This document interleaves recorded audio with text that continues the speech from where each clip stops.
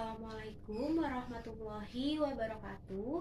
Perkenalkan, nama saya Dinta Nur Maulidina, NPM 2019 015709, kelas BKS 4D, mata kuliah konseling format klasika. Sebelum kita memulai kegiatan layanan informasi sekarang, namun sebelum masuk ke pembahasan, alangkah baiknya kita berdoa terlebih dahulu agar diberikan kelancaran dan kemudahan selama kegiatan, serta semoga segala hal yang kita pelajari nanti dapat termemori dengan baik sehingga dapat kita terapkan dan memberikan manfaat yang besar bagi kita semua dalam kehidupan sehari-hari. Berdoa sesuai agama dan kepercayaan masing-masing. Berdoa dimulai.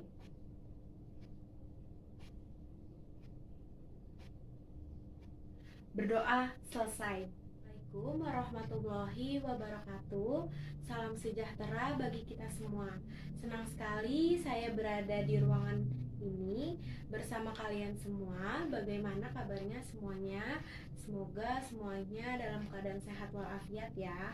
Baik, pertama-tama saya akan memperkenalkan diri saya terlebih dahulu. Perkenalkan, nama saya Dinta Nur Maulidina. Saya kuliah di Universitas Indraprasta PGRI. Saya semester 4 program studi bimbingan dan konseling. Hari ini tentunya kita akan melakukan kegiatan yang sangat bermanfaat. Ini saya akan menjelaskan salah satu layanan yang ada di konseling.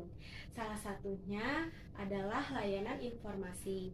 Jadi buat kalian yang belum mengerti apa itu layanan informasi dalam bimbingan konseling ya, jadi layanan informasi dalam BK yaitu layanan bimbingan dan konseling yang memungkinkan peserta didik menerima dan memahami berbagai pertimbangan dan pengambilan keputusan untuk kepentingan peserta didik. Layanan informasi ini bertujuan untuk membekali individu dengan berbagi pengetahuan.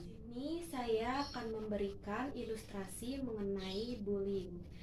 Jadi, jika ada seorang siswa mendorong baru temannya dengan kasar, kemudian yang didorong merasa terintimidasi, apalagi tindakan tersebut dilakukan secara berulang-ulang, maka bullying ini terjadi.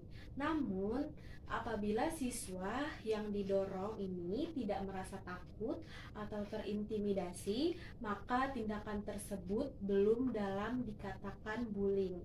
Jadi, dalam hal ini, sang korban bullying tak mampu membela atau mempertahankan dirinya karena lemah secara fisik maupun mental. Saya akan membahas topik tentang bullying.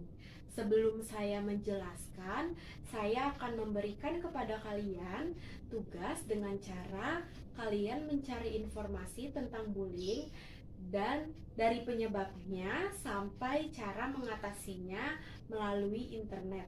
Dengan cara itulah kalian lebih bisa memahami dan mengertinya. Dan setelah itu akan saya beri ulasan kembali terkait informasi-informasi yang kalian dapati. Saya akan memberikan waktu kepada kalian yaitu 5 menit. Baik, apakah tugas yang saya berikan sudah selesai semua? Jika sudah selesai semua, saya akan memberikan ulasan-ulasan kembali terkait dengan apa yang kalian dapatkan mengenai bullying ini. Saya akan menjelaskan pengertian bullying. Bullying dalam bahasa Indonesia dikenal sebagai penindasan, merupakan segala bentuk penindasan atau kekerasan yang dilakukan dengan sengaja oleh satu orang atau sekelompok orang yang lebih kuat atau berkuasa terhadap orang lain dengan tujuan untuk menyakiti dan dilakukan secara terus-menerus. Memiliki pengaruh secara jangka panjang dan jangka pendek terhadap bullying. Pengaruh jangka pendek yang ditimbulkan akibat perilaku bullying adalah depresi karena mengalami penindasan, menurunnya minat untuk mengerjakan tugas-tugas sekolah yang diberikan oleh guru, dan menurunnya minat untuk mengikuti kegiatan sekolah. Sedangkan akibat yang ditimbulkan dalam jangka panjang dari penindasan ini seperti mengalami kesulitan dalam menjalin hubungan baik terhadap lawan jenis, selalu memiliki kecemasan akan mendapatkan perlakuan yang tidak menyenangkan dari teman-teman. Saya akan menjelaskan jenis-jenis bullying menurut Barbara Coloroso. Yang pertama ada bullying secara verbal. Perilaku ini dapat berupa julukan nama, celaan, fitnah, kritikan kejam, penghinaan, pernyataan-pernyataan yang bernuansa ajakan seksual atau pelecehan seksual, teror, surat-surat yang mengintimidasi, tuduhan-tuduhan yang tidak benar, kasak-kusuk yang keji, keliru, gosip, dan sebagainya. Dari ketiga jenis bullying, dilakukan bullying dalam bentuk verbal akan menjadi awal dari perilaku bullying yang lainnya serta menjadi langkah pertama menuju pada kekerasan yang lebih lanjut. Saya akan menjelaskan bullying secara fisik. Yang termasuk dalam jenis ini ialah memukuli, menendang, menampar, mencekik, menggigit, mencakar, meludahi, dan merusak serta menghancurkan barang-barang milik anak yang tertindas. Kendati bullying jenis ini adalah yang paling tampak dan mudah untuk diidentifikasi. Namun, kejadian bullying secara fisik tidak sebanyak bullying dalam bentuk lain. Remaja yang secara teratur melakukan bullying dalam bentuk fisik kerap merupakan remaja yang paling bermasalah dan cenderung akan beralih pada tindakan-tindakan kriminal yang lebih lanjut. Yang ketiga ada bullying secara rasional atau sosial, adalah pelemahan harga diri korban secara sistematis melalui pengabaian, pengucilan, atau penghindaran. Perilaku ini dapat mencakup sikap-sikap yang tersembunyi seperti pandangan yang agresif, lirikan mata, helaan nafas, cibiran, tawa mengejek, dan bahasa tubuh yang mengejek. Bullying dalam bentuk ini cenderung perilaku bullying yang paling sulit terdeteksi dari luar. Terakhir ada bullying elektronik, merupakan bentuk perilaku bullying yang dilakukan pelakunya melalui sarana elektronik seperti komputer, handphone, internet, website, chatting room, email, SMS, dan sebagainya. Biasanya ditujukan untuk meneror korban dengan menggunakan tulisan, animasi, gambar, dan rekaman video atau film yang sifatnya mengintimidasi, menyakiti, atau menyudutkan. Selanjutnya, sebab-sebab munculnya perilaku bullying. Yang pertama, bullying terjadi karena tradisi turun-menurun dari seniornya. Yang kedua, keinginan balas dendam karena dulu pernah mendapatkan perlakuan yang sama. Yang ketiga, perasaan ingin menunjukkan kekuasaan dan kekuatan.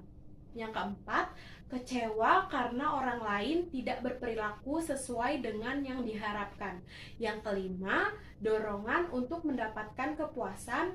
Dan yang keenam, dianggap menghina atau mengganggu kelompok tertentu. Selanjutnya, dampak bullying dapat mengancam setiap pihak yang terlibat, baik anak-anak yang dibully, anak-anak yang membuli, anak-anak yang menyaksikan bullying, bahkan sekolah dengan isu bullying secara keseluruhan.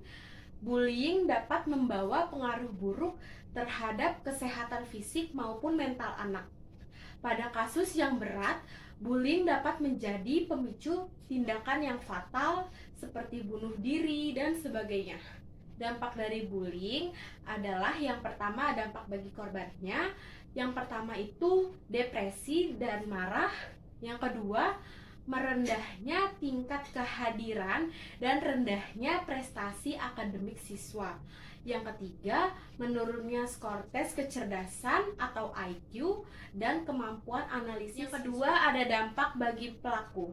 Pelaku memiliki rasa percaya diri yang tinggi dengan harga diri yang tinggi pula, cenderung bersifat agresif dengan perilaku yang pro terhadap kekerasan. Tipikal orang yang berwatak keras, mudah marah, impulsi, toleransi yang rendah terhadap frustasi, memiliki kebutuhan kuat untuk mendominasi orang lain, dan kurang berempati terhadap targetnya. Dengan melakukan bullying, pelaku akan beranggapan bahwa mereka memiliki kekuasaan terhadap keadaan. Jika dibiarkan terus-menerus tanpa intervensi, perilaku bullying ini dapat menyebabkan terbentuknya perilaku lain berupa kekerasan terhadap anak dan perilaku kriminal lainnya. Yang ketiga, ada dampak bagi siswa lain yang menyaksikan bullying. Jika bullying dibiarkan tanpa tindak lanjut, maka para siswa lain yang menjadi penonton dapat berasumsi bahwa bullying adalah perilaku yang diterima secara sosial. Dalam kondisi ini, beberapa siswa mungkin akan bergabung dengan penindas karena takut menjadi sasaran berikutnya. Dan beberapa lainnya mungkin hanya diam saja tanpa melakukan apapun, dan yang paling parah, mereka tidak perlu menghentikannya. Baik, selanjutnya saya akan memberitahu bagaimana cara mencegah bullying ini. Yang pertama, hindari membawa atau memakai barang-barang mahal atau uang yang berlebihan.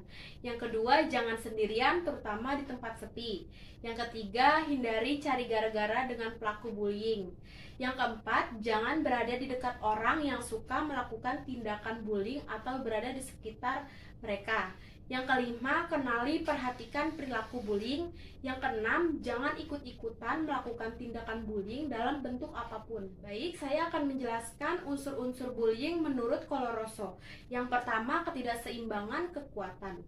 Pelaku bullying dapat aja orang yang lebih tua, lebih besar, lebih kuat, lebih mahir secara verbal, lebih tinggi dalam status sosial, berasal dari ras yang berbeda, atau tidak berjenis kelamin yang sama.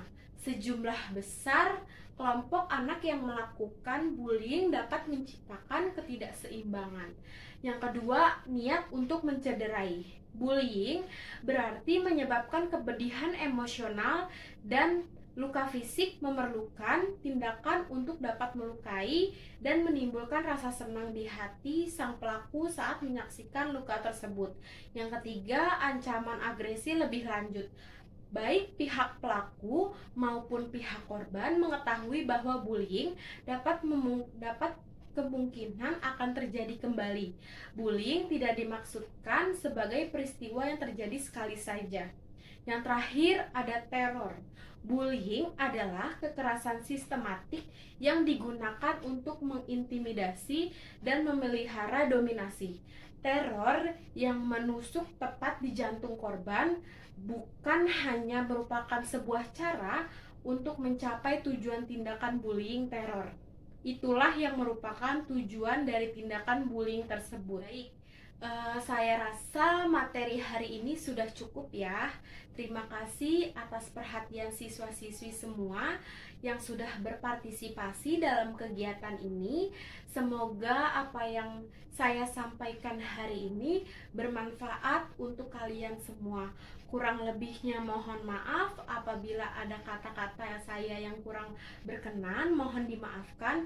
Wassalamualaikum warahmatullahi wabarakatuh.